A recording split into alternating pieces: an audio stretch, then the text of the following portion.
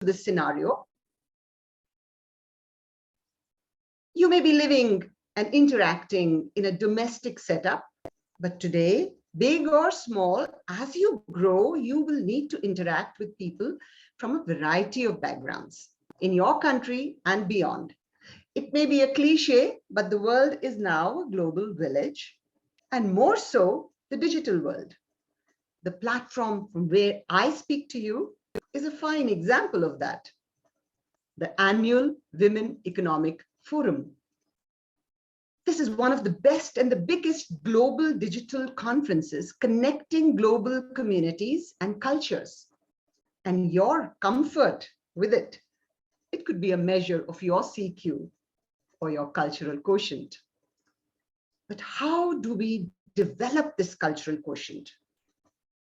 For that, I strongly feel that we have to look beyond the cross-cultural management. In international airports, you may have seen that HSBC Global Bank hoarding. I remember one which showed a grasshopper. And the message underneath the picture of that grasshopper was USA pest, China pet, Thailand appetizer.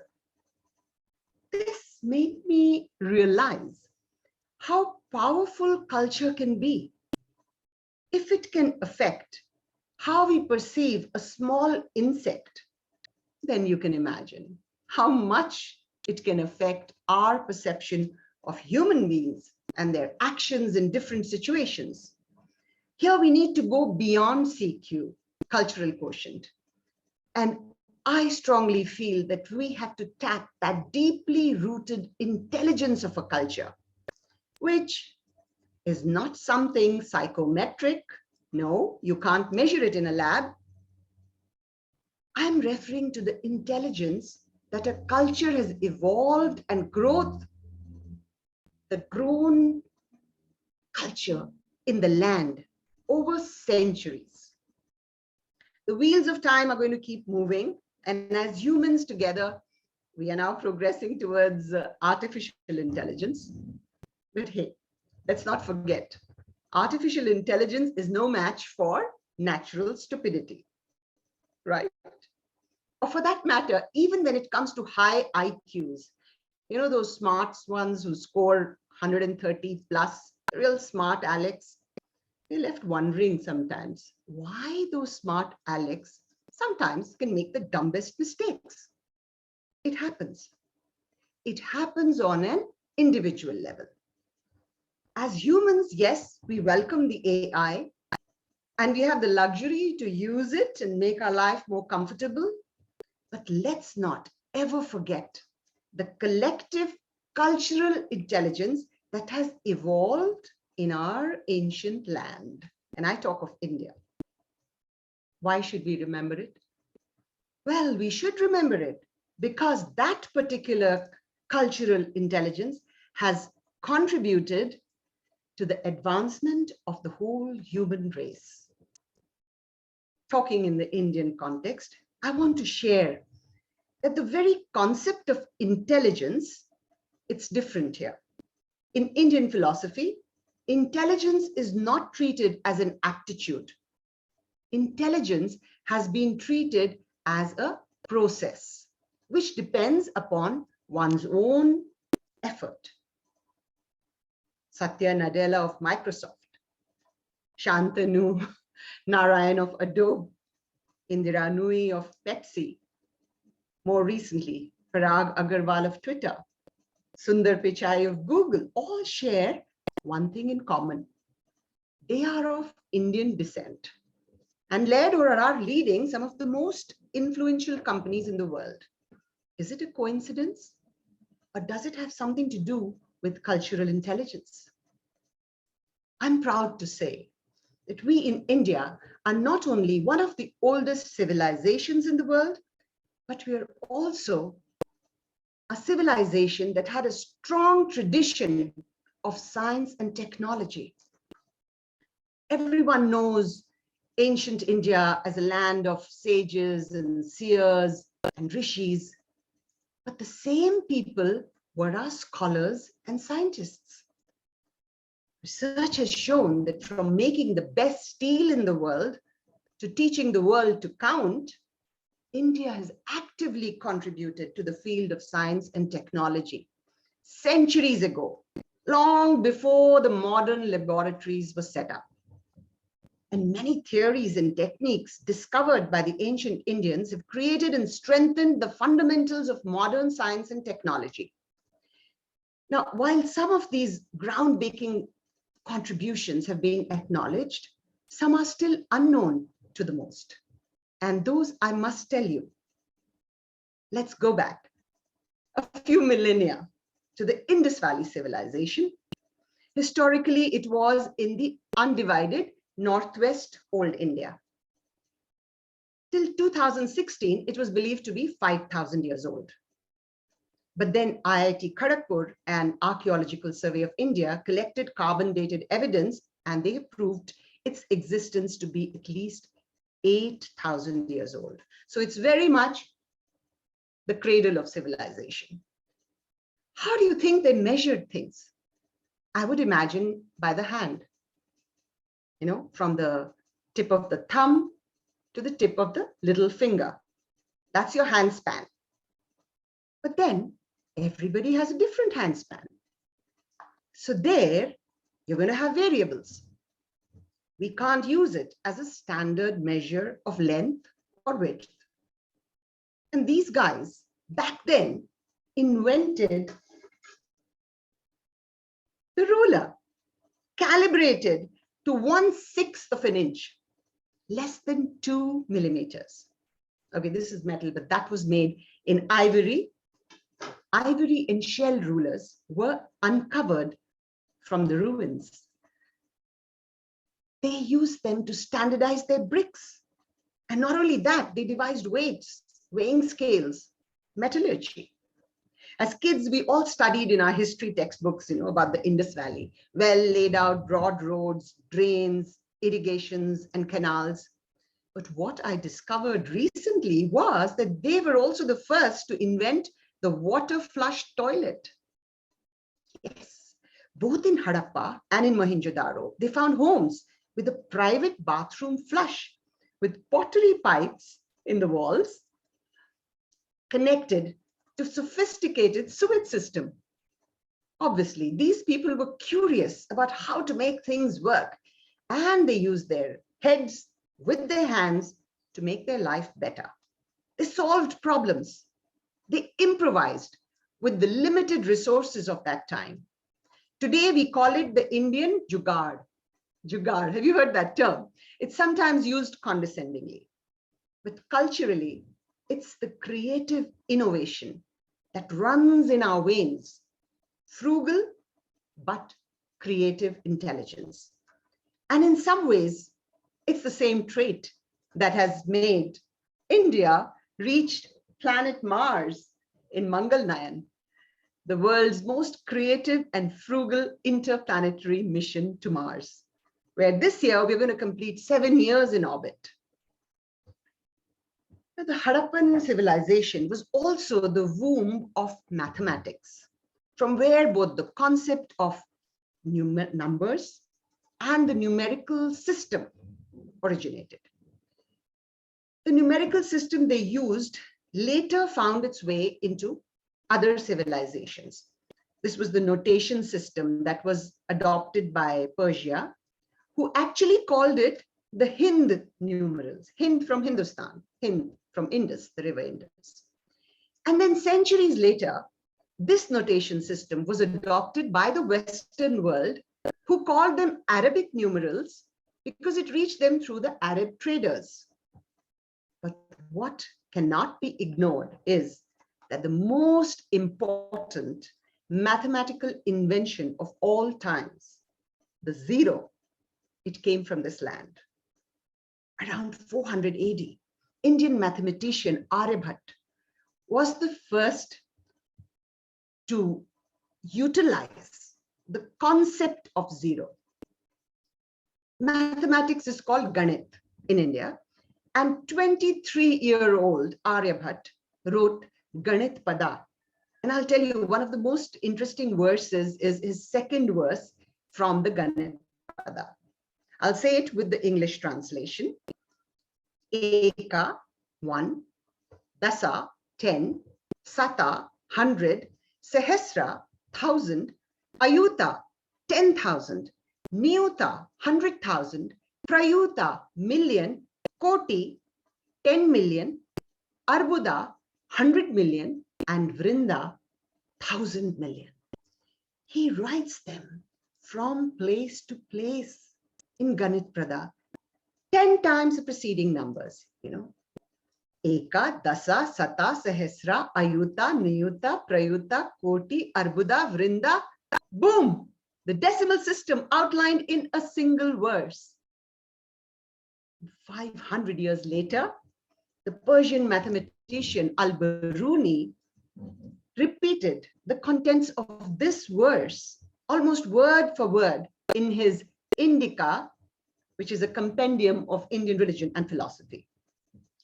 Later along, Brahmagupta came, who was the first to invent the symbol for the value shunya, meaning 0. And this enabled mankind to write numbers, no matter how large, by using only 10 symbols. Bhaskaracharya was the first to use it as algebra. And the oldest inscription of 0, interestingly, can be found. And it's at the Chaturbhuj temple in Gwalior Fort.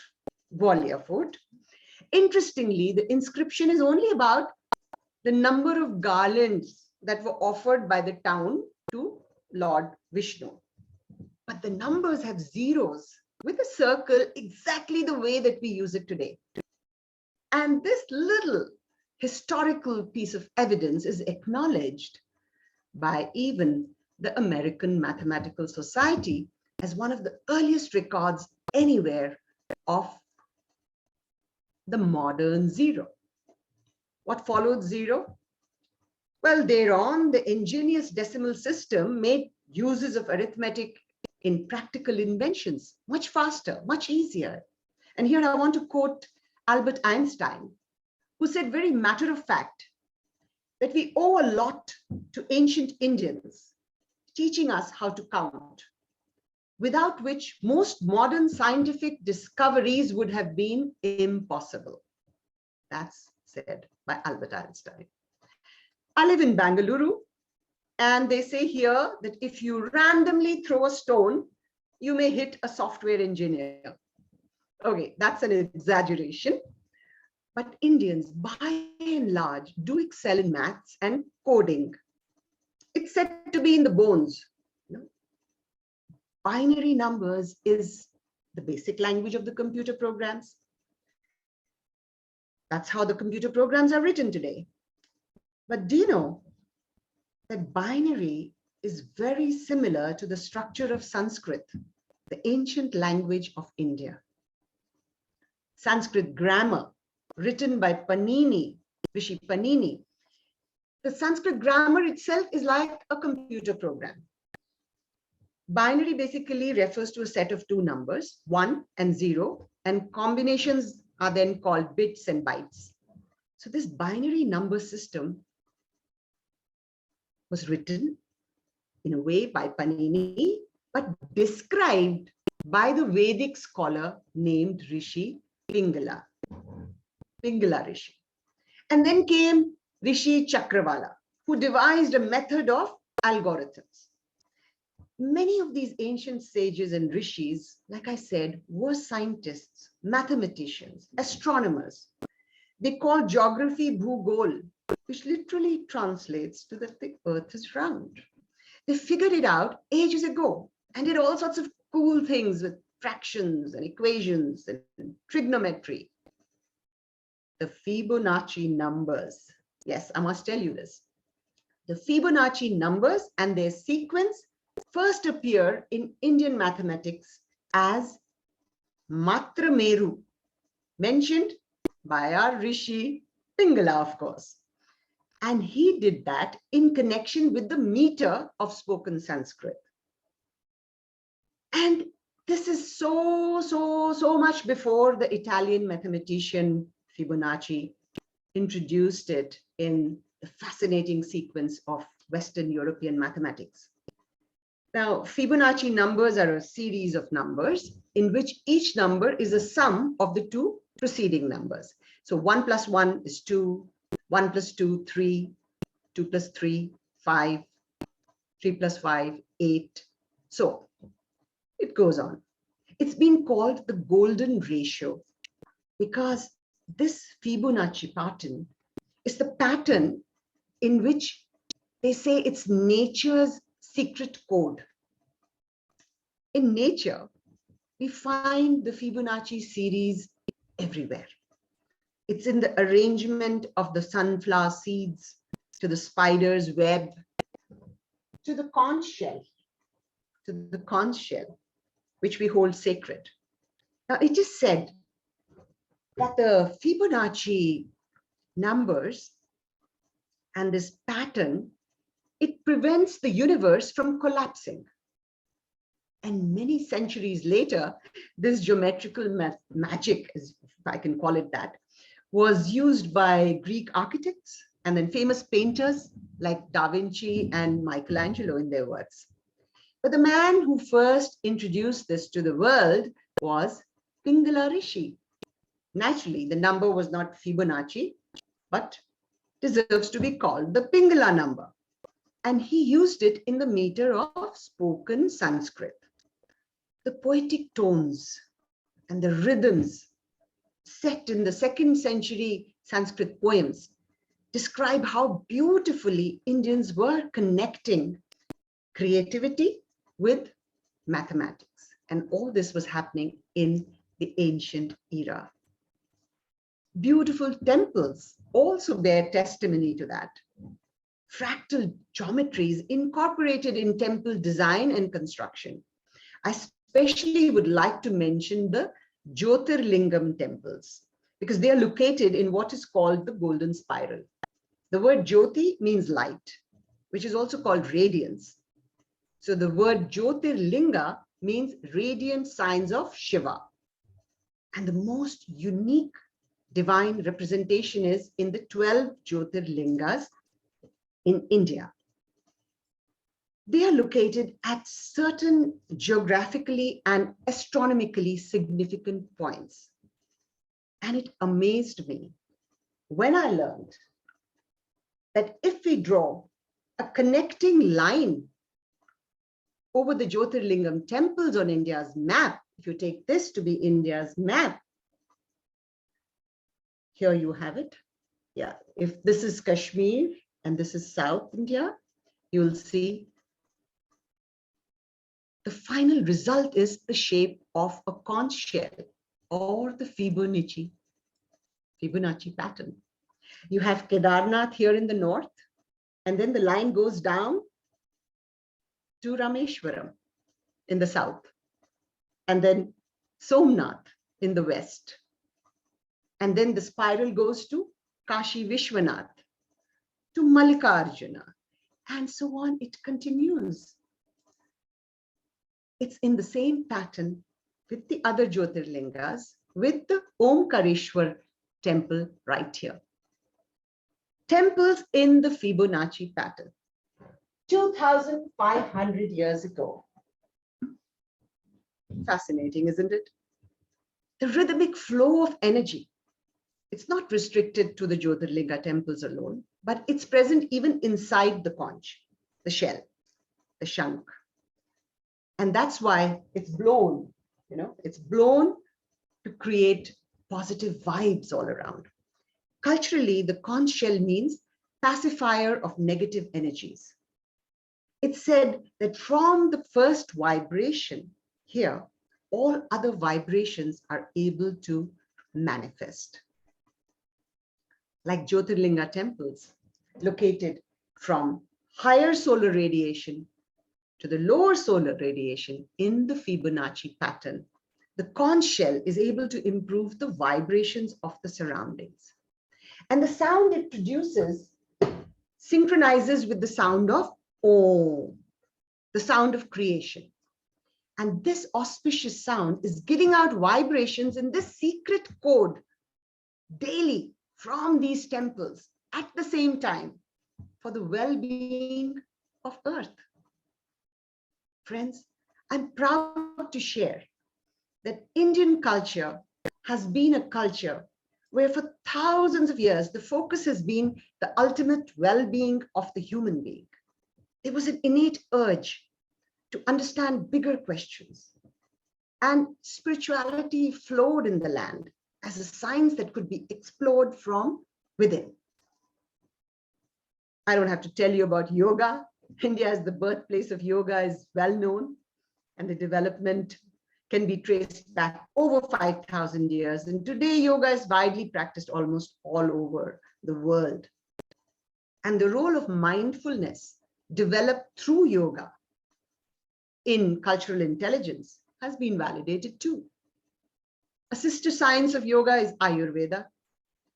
Again, I don't need to elaborate. Yoga and Ayurveda, they are sister sciences, and they're known the world over. Both have evolved from the Vedas and are part of the same healing tradition with common goals of preserving health and raising human consciousness. Now, what better gift can a culture give to human mankind? Vasudeva Kutumbakam. I think this ancient Sanskrit phrase from the Maha Upanishad scripture encapsulates the future of pure cultural intelligence. Vasudha means earth, and Kutumbakam means family. Vasudeva Kutumbakam means the whole world is one single family. And if we keep the world view like that, then nobody is an outsider. We all blend in. I'm certain that the more we dig into our ancient culture, the more inspiration we're going to find to solve problems creatively, the way they did, innovatively, the way we know that it can be done, and with a worldview that we need to remember. In my experience, the more I dive into my wisdom of my culture, the more I increase my awareness of myself in relation to others. And I hope my WEF talk today helps you to find new ways to grow your cultural intelligence, and you're able to wear it as a badge of honor, because that's the essential intelligence that we all need in the 21st century. Thank you. And it's back to the moderator. Thank you, Suchi. Inspiring as always, and I think so much more to learn from you. Wish we had some more time to hear from you. On behalf of the Women Economic Forum, it's my honor to honor you as an exceptional leader of excellence, and this is our little tribute to all the efforts that you put in to bring about the change in our society. Thank you so much, and wish you all the best. Thank you so much, Priya. Thank you so much, Dr. Harbain. And thank you, the Global Women Economic Forum. Thank you.